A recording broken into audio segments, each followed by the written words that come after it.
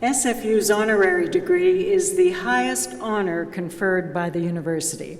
So honorary degrees are awarded only to distinguished individuals in recognition of their scholarly, scientific, or artistic achievement, or in recognition of exceptional contribution to the public good through professional or philanthropic activity. Honorary degree recipients' achievements celebrate our university's values, and they serve as an inspiration and a role model to our students, our graduates, our community. The honorary degree will now be conferred. To present the honorary degree candidate, the Honorable Kelvin Ogilvie, I'm pleased to welcome Dr. Daniel Lesnoff. Dr. Lesnoff is a professor in the Department of Chemistry. He recently received the Canadian Society for Chemistry's Award for Inorganic Chemistry Research, and as well, he is SFU's Faculty of Science Teaching Award winner. Dr. Lesnoff.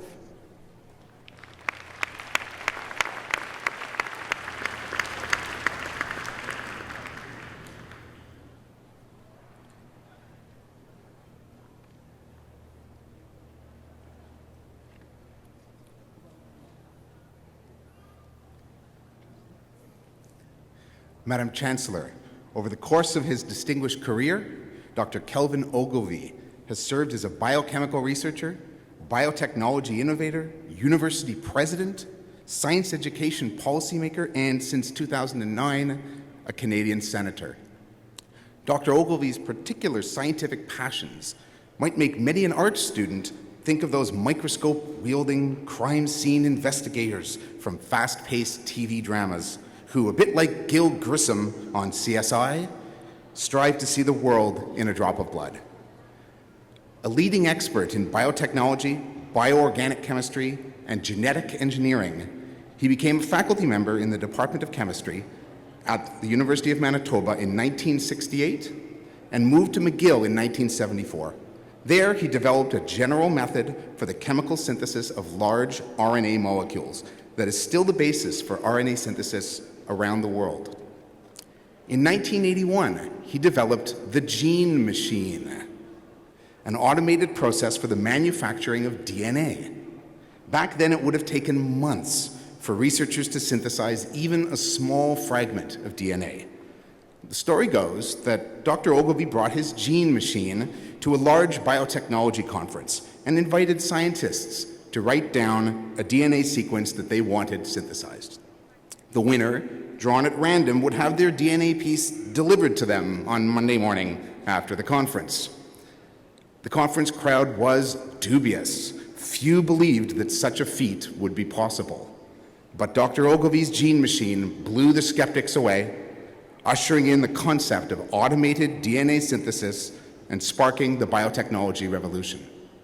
Today, this DNA-RNA research is a staple of undergraduate biochemistry curricula around the world and underpins the experimental work of many researchers, including several here at SFU. Dr. Ogilvie is also the inventor of Ganciclovir, a drug used worldwide to fight infections in weakened immune systems. In the year 2000, the Canadian Society for Chemistry recognized these achievements as milestones of Canadian chemistry in the 20th century. A decade later, he was inducted into the Canadian Science and Engineering Hall of Fame, alongside such luminaries as Frederick Banting and Charles Best, the discoverers of insulin. Dr. Ogilvie also has a distinguished record in advancing Canadian science policy and education. In 1987, he was recruited to Nova Scotia's Acadia University. During his decade-long tenure as president and vice chancellor, he introduced the Acadia Advantage program, which integrated laptop computers into the university's undergrad curriculum. Might be hard to believe now, but it was such a revolutionary idea in its day that it was incorporated into the permanent collection of the Smithsonian Institute in 1999. He's also been extremely active in national science policy and development bodies, including the Atomic Energy Control Board, the National Biotechnology Advisory Committee, and the Senate Standing Committee on Social Affairs, Science, and Technology. A mystery guest on the famous CBC program Front Page Challenge in 1988. Dr. Ogilvie was made a member of the Order of Canada in 1991 and received the Manning Principal Award as Canada's Outstanding Contributor to Innovation in 1992. Madam Chancellor, on behalf of the Senate of this university, I ask that you now confer upon Kelvin Ogilvie, a scholar, a scientist, and senator who represents the highest standard of excellence in scientific research, policy, and innovation, the degree of Doctor of Science, honoris causa.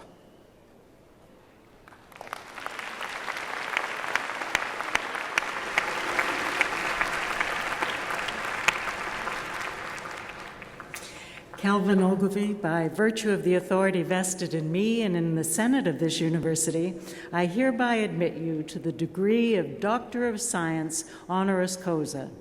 Dr. Ogilvie will be hooded by Dr. Gordon Myers, Associate Vice President, Academic, and by Dr. Kate Ross, Registrar.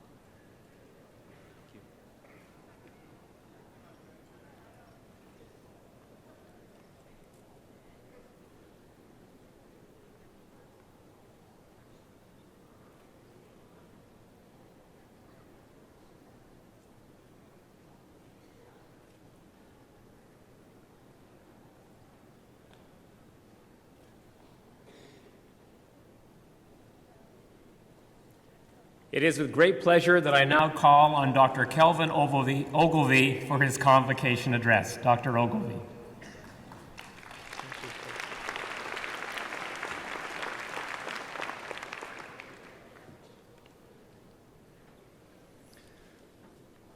Madam Chancellor, Mr. President, members of the board, the Senate, faculty, graduates, ladies and gentlemen, and very special friends. And I want to thank you as a university community for this great honor, and to thank Dr. Lesnoff for his very kind introduction. What I'd like to do is tell you a little bit about one country boy's journey and experience in science. My father's line was descended from Scots, who were on the wrong side of a clan battle and wound up on the coast of the Bay of Fundy in Nova Scotia in the 1770s. So I really appreciate the bagpipers in your ceremony. My direct ancestors were fishermen and sailors in the age of sailing vessels, and they were risk takers. They never had any money, but they sailed the world. My mother's family was descended from the German-Dutch Protestants who settled Lunenburg, Nova Scotia in the 1750s. They were cautious farmers. My first years of schooling were spent in a two-room schoolhouse in rural Nova Scotia. This was a marvelous experience, the true form of self-paced learning. I suppose that is where my interest in mathematics was really ingrained. Only the math books allowed for fully self-paced learning with a built-in self-testing system. And so deep in rural Nova Scotia, with only the occasional radio show, really Hockey Night in Canada, I devoured all of the math books readily available to me and read all of the stories and the readers that I could handle. I have to acknowledge, of course, that it was really my home environment that built my desire to learn. I suppose in retrospect, we were challenged in economic terms, but we really didn't know it or care. We were free to dream, free to roam the seas, both real and imaginary, free to read and learn all that was available to us. And while I didn't learn it all, I did learn to value freedom above all else. By the time I entered Acadia University, I knew I would pursue science. After my first year at Acadia, I knew that I would specialize in chemistry. Chemistry deals with molecules, and thus with the very architecture of life and the world around us. It would allow me to sail the seas of my imagination and maybe even to chart some new territory. At graduate school, I chose to study the molecules of life, specifically DNA. No one could make DNA at the time. I set out, under the guidance and inspiration of Dr. Robert Letzinger, to make DNA, and we did. Our work laid the basis for all of the successful developments in that area in the decades since. Then my team succeeded in automating a DNA synthesis, creating in 1980 the first successful gene machine. This achievement allowed the modern biotechnology era to take off, leading to exciting benefits to human health, agriculture, and environmental protection. All the while, I was attempting to develop a chemical synthesis of RNA. Now, DNA carries the genetic information of life, and it guards it very carefully. RNA is made as a copy of DNA, and it goes out into the cell and uses the information of life to build, to repair, to defend, to create at the cellular level. RNA is a much more difficult synthetic challenge than is DNA. But in 1986, we succeeded in making a very large RNA molecule called a transfer RNA with biological activity.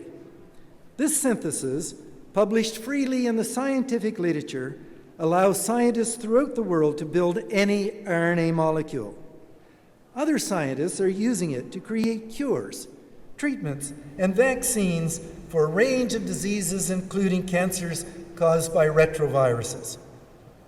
Even many plant diseases will be prevented using RNA developments. But of equal importance, synthetic RNA has allowed scientists to further unravel the secrets of the cell. In a related area, I was able to invent a class of antiviral compounds that have a powerful effect on a range of viruses. One of these compounds, Ganciclovir, treats a life-threatening virus called cytomegalovirus, or CMV. This virus used to threaten the lives of transplant patients and AIDS victims, but no more. The drug has saved the lives of hundreds of thousands of people around the world and has dramatically improved the quality of life for many more. That is satisfaction from research. Through my adventures in science, I've had the opportunity to see much of the world. I have seen many beautiful countries, but none more beautiful than Canada. And as we stand in this spectacular environment in this University of campus, who can imagine a more beautiful place? Science has also given me the opportunity to be involved with some of the greatest developments of the past 50 years. The unraveling of many of the secrets of life, the start and evolution of the modern biotechnology era, and involvement with the great innovators and entrepreneurs. My experiences have reinforced my value of freedom above all else and led to three very important lessons that I will leave with you. The first is Ogilvie's first law of life. In any group of people, you will have 10% who are simply lousy, 10% who have world-class capabilities, and in between you will have a bell-shaped curve of character and competencies. In other words, 10% of any group of lawyers, business people, yes, academics, and even senators and members of parliament. 10% will be people with serious flaws in character and in professional and general competency. But 10% will be people of great character, highly capable, innovative, intelligent, broadly experienced people capable of handling nearly any situation they face and with skill. This brings me to Ogilvie's second law of life. It is not that bad things happen that is the real issue for us, because they will happen. It is how we handle a bad situation that measures our success in life. And finally, Ogilvie's third law of life. Never kill a spider with a cannon. In other words, keep your anger in check and use only the appropriate level of energy in dealing with unexpected or unwelcome annoyances. If you keep these three laws in mind at all times and use them, you will make a real contribution to the world around you at whatever level you get to experience. And finally, let us remember simply that the currency of today and tomorrow is knowledge. But the value of our currency is the wisdom with which we apply our knowledge. Thank you, and best wishes to all of you.